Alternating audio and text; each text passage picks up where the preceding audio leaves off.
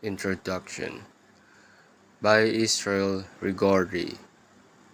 The ability to create a synthesis of diverse points of view, scientific and social and philosophical, it's a rare gift. Not many are there who dare even to attempt such a task. Imagine anyone trying to make sense of an amalgam of Timothy Leary's 8 neurological circuits, Gurdjieff's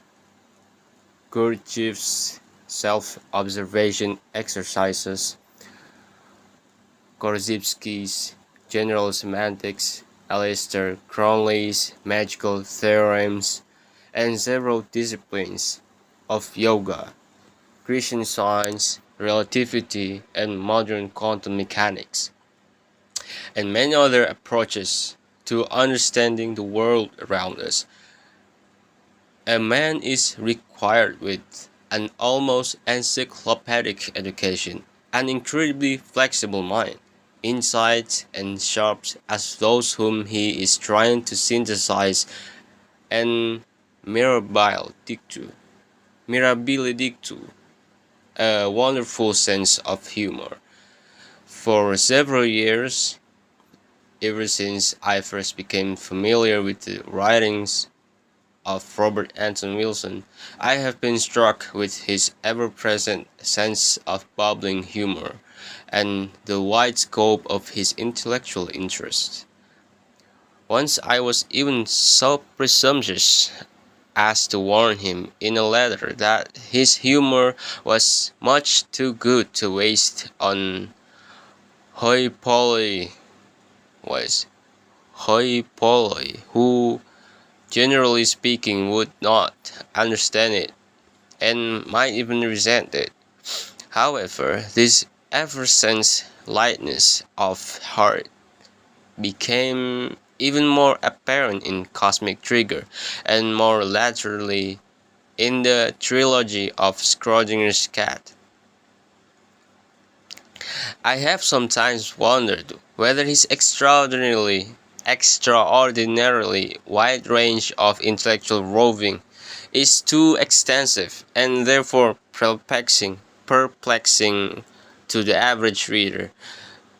To be that as may, the humor and synthesis are even more marked in this brilliant, ambitious piece of writing, Prometheus Rising.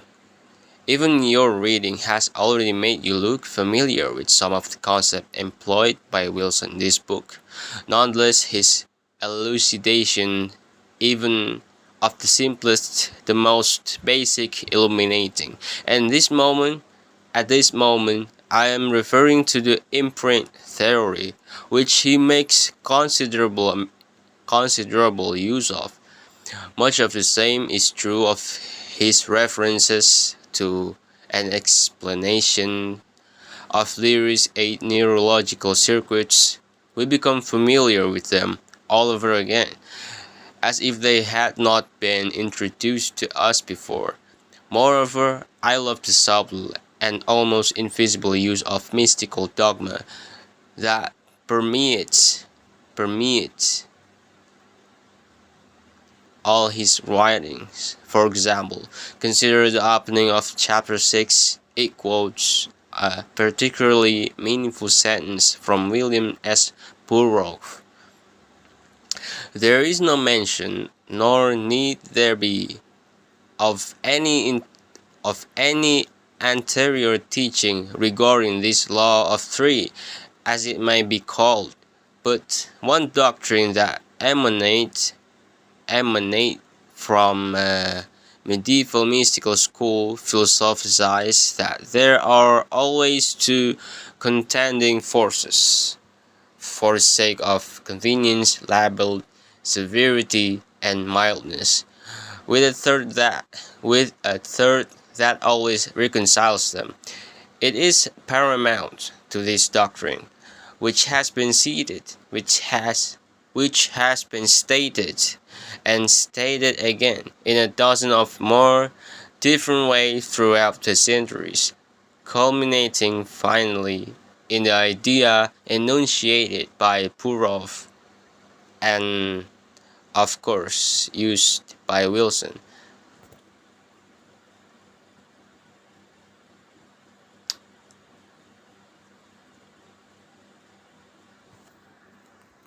There are dozens of similar seeds of wisdom sown throughout Prometheus Rising that are bound to have a seminal effect wherever and whenever the book is read. This is one of the many virtues of Wilson's book. I believe it marks on all those who read it, and those seeds will surely take roots and bloom in the most unlikely minds, as well as in the more prosaic. What is prosaic? Prosaic. Wait. What is prosaic?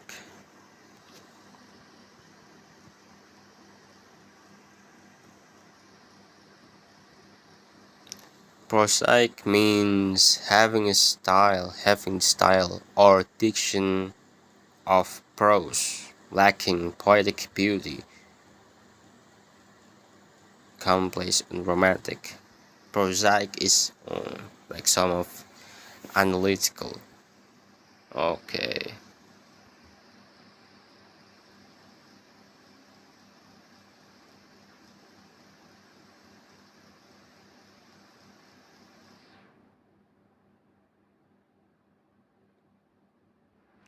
Tarot advocates will find the most unusual and illuminating interpretation of some of their favorite cards when he falls back on the basic neural circuits. I found them an illuminating as providing a new viewpoint which has to be integrated into my general view of such matters. The only area where I was reluctantly inclined to be at odds with Wilson was in what I considered to be his addiction to an utopia, which he eloquently enough expresses as the birth pangs of a cosmic Prometheus rising out of the long nightmare of a domesticated primate history. The history of mankind is also the history of one utopia after another, being enunciated with enthusiasm and vigor, calling upon all the facts of faith and science, as they existed at that moment in space-time, corroborate the fantasy. Corroborate. What is a corroborate? Corroborate.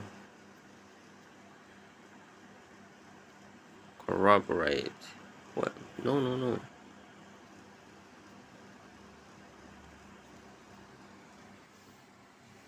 Confirm or give support to a statement.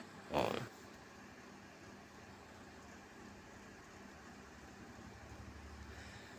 a decade or maybe a century elapsed and the fantasy is no more. The utopia has gone down the drain to join all other utopias of earlier primates. However, I sincerely hope that Wilson is right in this case. Now I am not unmindful of the fact that the utopia of which Wilson speaks, echoing many of the best scientific and philosophic minds of our day, is a distinct possibility at some point, at some times, but that it could occur within the next decade seems rather improbable to me. It seems improbable, of course, only in terms of the current state of the world enlightenment or lack of it, and because it implies a miracle occurring in vast number of living primates simultaneously. Whatever semantic theories are involved in the meaning of the word simultaneously. Anyway, this is a minor point considering the seminal brilliance of the greater part of this enlightened book. A previously written book, Wilson wrote that In 1964, Dr. John S. Bell published a demonstration that still has the physicists reeling. What Bell seems to prove was that quantum effects are non-local in Bohm sense. That is, they are not just here or there, but both. What this apparently means is that space and time are only real to our mammalian sense organs. They are not really real. This writing reminds me so much of the Hindu concept of Indra's net. The latter is sometimes described as being a great net extending throughout the whole universe, vertically to represent time, horizontally to represent space. At each point where the thread of this Indra's net cross one another in a diamond or a crystal bed, the symbol of a single existence. Each crystal bed reflects on its shining surface not only every other bed in the whole net of Indra, but every single reflection of every reflections of every other bed upon each individual bed, countless endless reflection of one another. We could also liken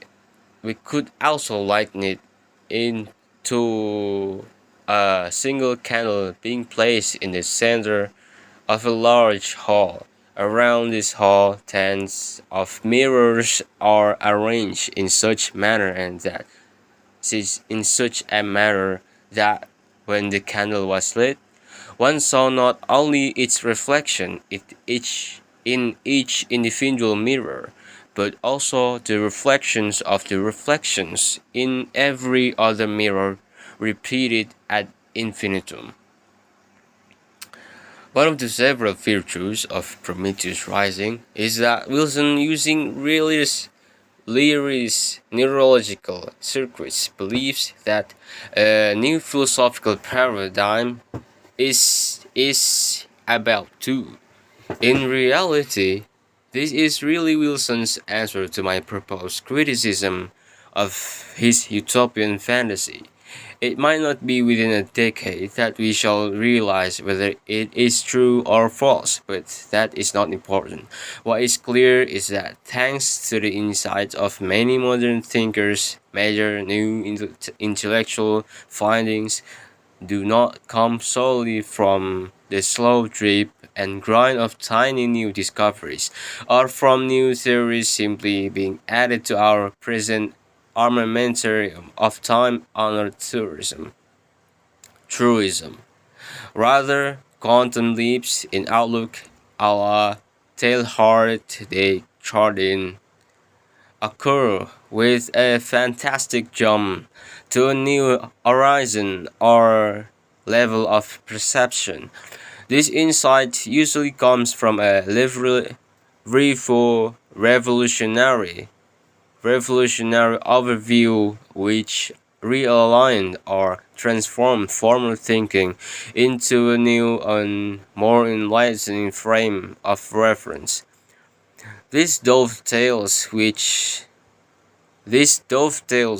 with his equally fascinating thesis that everything alive is really alive in the fullest and the most dynamic sense of the word.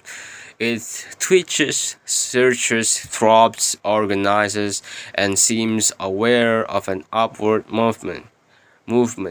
Twitches seems almost the right word, recalling to mind the myoclonisms of Wilhelm Reich's words. Myoclonism. What is myoclonism?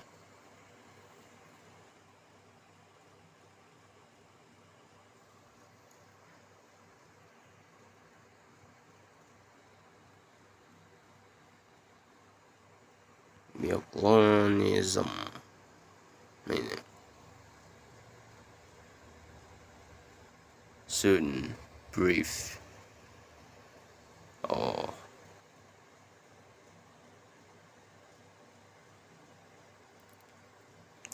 recalling to mind at some time are infinitely disturbing to the patient on the couch who, because of them, feels he is falling apart, being shattered into a thousand pieces. He isn't really. He isn't really. What? How to say it? It is as though the organism were gathering itself together for an upward or forward leap into the unknown, to the higher order of looking at things. The transition to a higher order of functioning or hooking on the higher neural circuits is often accompanied by considerable anxiety or a turbulence in a personal life which seems as if the organism were falling apart or breaking up. This phenomenon of instability is really the way that every living organism, societies, human primates, chemical solutions, etc., shakes itself as it were by myoclonisms or similar convulsions into new combination and permutation for higher and new level of development. So perhaps the space-time utopia of a new area of primate exploration has some validity after all, as indicating that the more vigorous the disturbance or myoclonisms, the greater the quantum jump into a higher neurological circuit. This is one reason why I firmly believe that the transitions to the next spiral will not be smooth nor without much suffering and chaos. All of which suggests with Wilson and Leary that the brain is considerably more sophisticated than any of us previously had imagined.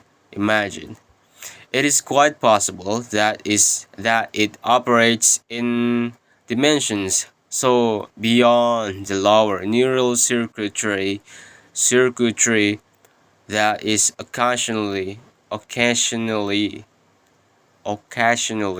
throws us a bone every day so that we can continue to function in the make believe world of everyday status quo. In the meantime, it is a multidimensional structure at ease in far more than the narrow primate world we have been programmed to live in. It might waves interpret